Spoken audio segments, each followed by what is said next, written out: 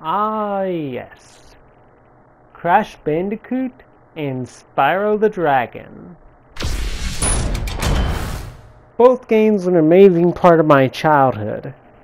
Although I never owned the games on the original PS1, I grew up with them through the PS3, being able to emulate them.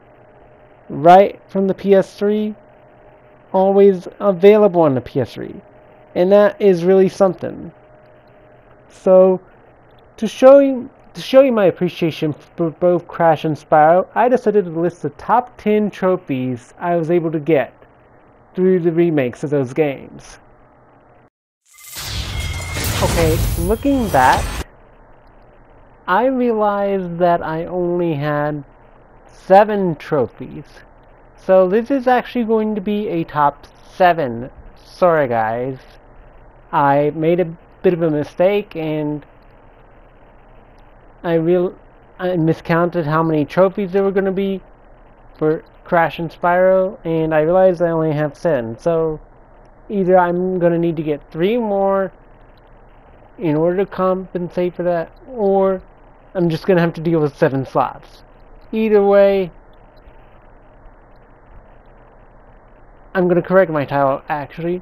I'm going to say the top 7 trophies of Crash and Spyro. Okay, I'm going to discuss rules that I'm going to do for any top 10 trophies video. Number 1, and this is the most important one, no discussing trophies that have not yet been unlocked, as to avoid spoilers. The second one, and this is pretty important as well. If I get a trophy screenshot on there, I must describe how I got it in some fashion. Whether it be deciding what the conditions were, or reviewing the description from the list. Yeah, that'll work.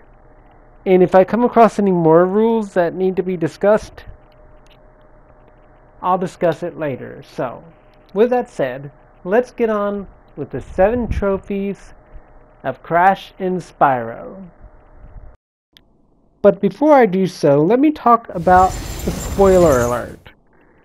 Now, I mentioned that I would not discuss trophies I have yet to earn to avoid spoiling details of said trophies, but some of the trophies that I did earn actually end up spoiling a certain boss or a certain plot point that you may not have yet to unlock. So if you haven't beaten any of the bosses or unlocked any certain plot points, click out of the video and then go play Spyro Reignited or Crash Bandicoot Insane Trilogy and get those trophies and then come back.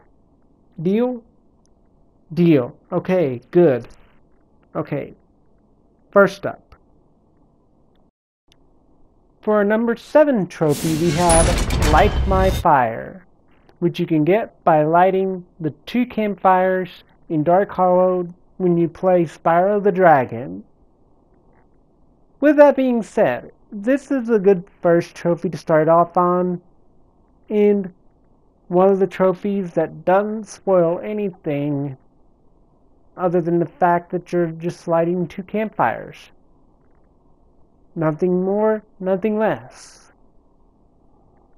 With that said, on to the next trophy. And speaking of next trophy, we have our number 6 pick. That's What Those Do, from Crash Bandicoot, when you get 3 face tokens in any round, and then go to the bonus room. Now, knowing that the 3 face tokens open up the bonus levels in any stage is really helpful. And the fact that you can get to the bonus level to get more crates, more apples, and extra lives, which actually is very, very, very helpful. And if you see an extra life, Do not, under any circumstances, spin it away. It could possibly help you in your adventure. And with that said, let's move on to our 5th pick. Speaking of our 5th pick, I really wasn't expecting our 5th pick to be another Crash Bandicoot trophy. This one being one of the easiest trophies to get, Spin Doctor.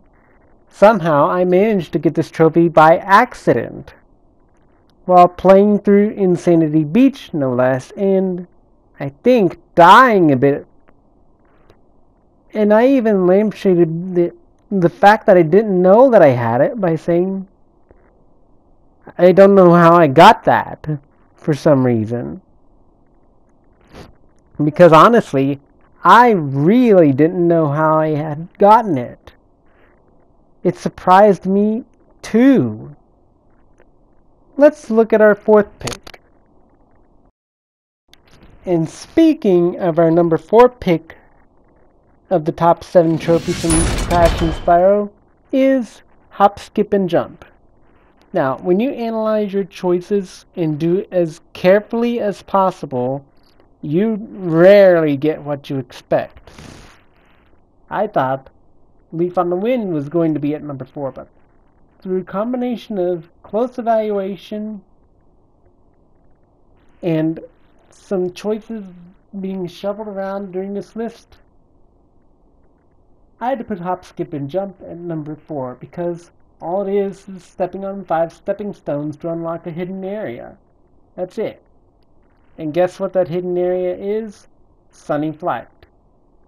And I only was able to complete 80% of it. And I think I may have given up for a while in terms of that. I may do that 4th episode. I may put that 4th episode on in SHAREfactory later, so keep a lookout for that. Now we're going to move on to our number 3 pick, which is our number 3 pick is Leap on the Wind. And it was not an easy bronze trophy to get. I'll tell you that right now, especially for the artisan home. And I do mean that. It's in one of the levels called Town Market, and the glide that I tried to perform, it was incredibly difficult. It was so difficult, in fact, that I almost gave up on it. I really did. I almost gave up on that trophy because it was such a difficult glide. But I will tell you, I persevered. I really did persevere, thanks to the help I got from Sparks. Whatever that is. Anyhow, before I move on to the last 2 trophies, I want to warn you all of something real quick. This is the point of no return when I'm going to talk about the spoiler trophies, as the last 2 trophies I'm going to show you are spoiler trophies. Just be warned. This will be your last chance. If you have not seen or heard of, or even if you've not played any of the bosses, you will want to back out now and play the bosses through before continuing any further. So, on to the last 2 trophies then. Trophy number 2 is Papu Popped. You get that trophy by defeating Papu, and for good reason. And, I mean, this guy is a huge guy. He swung his staff around so hard, it was like a gigantic erection of some sort. Anyhow, any way you slice it, this guy is fat. And I don't mean like fat as in like making fun of fat people. I mean fat as in legitimately fat. And I don't mean to make fun of fat people. No, I really don't. Because but I'm just saying how it is. Anyhow, with the last trophy we're going to look at, it is a silver trophy for some reason. I'm guessing that the Papu Pop trophy was a bronze because of how easy it was. However, the next trophy we're going to look at is a silver. And want to know why it's a silver? Because it took me a couple of lives to beat it. And I do mean that in a sense that it probably took me more than a couple of lives. With that said, let's get on with the trophy. The number 1 trophy is going to be the boss trophy in Spyro. Our number 1 trophy is Burnt Toast. And when I said it was a silver trophy, I meant it was a silver trophy because it took me so long to get it. I was just waiting, pleading for an answer of some sort. I mean, just really, it took me that long to get it and get done with it. That freaking long. I mean, I'm just amazed. It took me a lot of lives. It took me a lot of patience. It took me a lot of time. It took me a lot of, well, everything. And that ends our Spyro and Crash trophies for the day. If you like this video, like, comment, and subscribe. This is Gamer Nerd, and I am out.